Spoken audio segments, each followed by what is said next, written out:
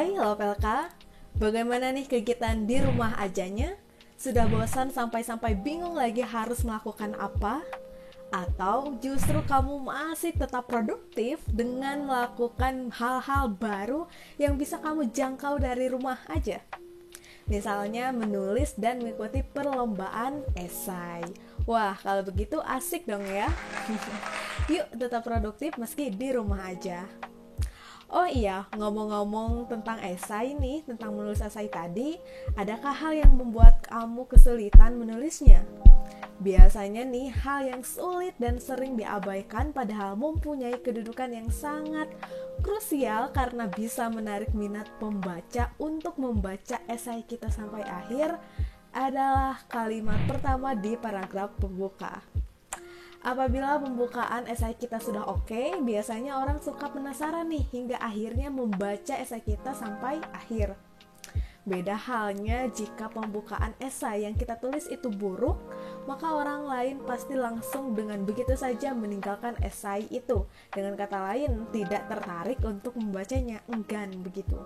Kalau seperti itu, sayang bukan?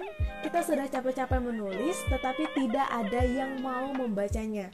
Oleh karena itu, penting dalam hal ini bagi kita untuk membuat pembuka esai yang gemilang, yang menarik, yang bombastis, yang bisa membuat pembaca tergugah membaca esai kita sampai akhir. Ya, meskipun ini saran yang sangat umum sekali dan telah disampaikan berkali-kali oleh siapapun, tetapi bukan hal yang salah untuk mengikuti dan menerapkannya. Kamu harus bisa memikat pembaca sejak paragraf pertama, sebab tidak dapat dipungkiri bahwa ini mempunyai pengaruh yang sangat besar. Kalau kata A.S. Laksana, penulis yang baik itu selalu memikirkan kalimat yang kuat untuk membuka tulisan mereka. Sebab dengan kalimat itulah mereka mencoba menyihir pembaca agar terus terpaku melahap halaman demi halaman sampai tulisan yang ditulisnya berakhir. Bagi penulis, kalimat pertama yang menarik bisa menjadi perangsang untuk mengucurkan kalimat-kalimat selanjutnya. Oleh karena itu, untuk mendapatkan ide, kamu bisa juga melakukan percobaan dengan menulis satu kalimat menarik yang akan kamu jadikan sebagai kalimat pertama pembuka dari tulisan kamu. Nah, A.S. Laksana bilang bahwa buatlah kalimat pertama sebanyak yang kamu bisa. Nanti pilih salah satu yang paling kamu sukai dan lihat sejauh mana kamu bisa mewujudkan pembahasan esai dengan kalimat pembuka barusan. Nah, apabila di tengah-tengah kamu mengalami kemacetan, mandek, bingung harus apa gitu, maka mulailah dengan cara seperti itu lagi. Buatlah daftar kalimat pertama. Lebih jauh lagi, A.S. Laksana tuh pernah menyebutkan bahwa apabila kamu betul-betul buntu dan tidak mampu melahirkan kalimat pertama yang kamu rasa cukup kuat, maka kamu bisa menggunakan kalimat pertama penulis lain untuk merangsang begitu. Kamu bisa mengembangkan kalimat pertama itu dan rasakan bagaimana kalimat pertama dari penulis itu merangsang cerita dan pembahasan esai kamu. Nah, tahapan-tahapan yang bisa kamu tempuh nih diantaranya adalah 1. Kamu bisa mengumpulkan berbagai tulisan esai dari penulis esai yang baik. Semisal tulisannya Gunawan Muhammad, Ignas Klaidan, Eka Kurniawan, atau penulis esai yang lain. Pokoknya penulis yang baik. Kemudian kamu catat kalimat pertama yang mereka gunakan itu seperti apa. Coba kamu kembangkan tulisan esai kamu dari sana. Apabila sudah selesai, maka gantilah kalimat pertama yang tak di awal kamu pinjam itu dengan kalimat kamu yang buat sendiri begitu. Nah, oh iya Lovelka, dari tadi kita membicarakan mengenai keharusan kita membuat paragraf pembuka esai yang menarik. Sebenarnya bagaimana sih paragraf pembuka esai yang menarik itu?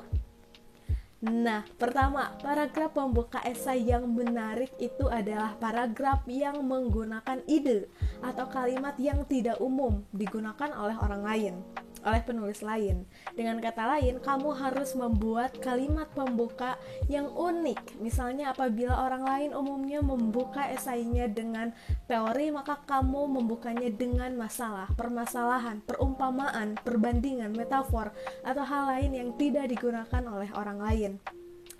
Kedua, paragraf pembuka kamu harus menjiwai esai secara keseluruhan. Jangan sampai hal yang disampaikan di bagian pembuka adalah B, kesana-sananya kamu malah banyak membahas C begitu. Nah, dan yang paling penting, apa yang disampaikan di bagian pembuka ini harus terjawab di bagian akhir. Dengan kata lain, jangan pernah membuat pembuka esai yang menipu orang. Nah, di layar aku sudah menampilkan contoh pembuka esai yang berjudul Origami yang ditulis oleh Gunawan Muhammad. Aku akan membacakannya sebagian awalnya ya. Seorang penulis sejarah yang baik tahu bahwa ia seorang penggubah origami. Ia membangun sebuah struktur dari bahan-bahan yang gampang melayang. Sebab bahan penyusun sejarah sesungguhnya bagaikan kertas, ingatan. Pembuka esai yang dibuat oleh Gunawan ini menarik, berbeda dari yang lain. Bagaimana beliau menyamakan atau mengibaratkan sejarah dan ingatan itu dengan origami, dengan pembangunan origami. Beliau menyebutkan bahwa ada hal yang membuat kita memandang masa lalu sebagai sebuah bentuk yang disederhanakan dan diperindah, ya seperti origami. Nah, contoh pembuka esai lain yang menarik adalah ini. Tek tek tek tek tek. Nah, bisa dilihat ya.